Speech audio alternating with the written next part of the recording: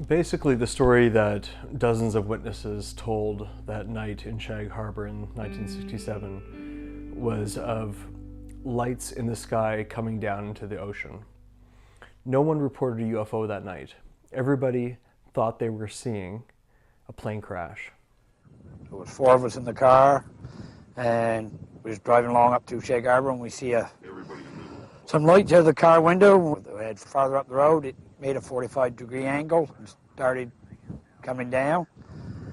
And we was behind a hill, and when we made the top of the hill, the light was in the water. Right away, it attracted world attention. The next morning, all the top military people were here. They don't come here for something somebody's supposed to have seen. All they found was an 80-foot wide, 2-mile long trail of a strange dense foam that led to the open ocean. By the next day, the Canadian Navy had arrived. They went into the situation expecting a retrieval operation. Once they dropped the Navy divers into the water, they discovered activity around the craft. Immediately, it was turned into not a rescue operation, but a mission of observation only. When we interviewed the divers, they didn't want to talk about it. They were ready to pull the plug on the interview.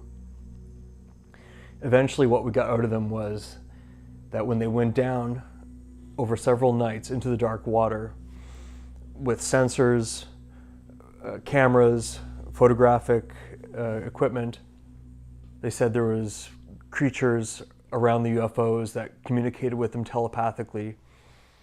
They told them they were just fixing their craft and then they would be on their way. It sounds far out, but that's what they told us.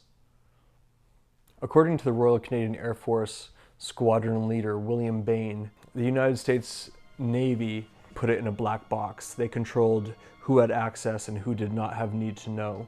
In essence, they controlled the situation and they kept it secret. The reasons behind the secrecy, I think it goes back to the Cold War, initially when this situation was arising.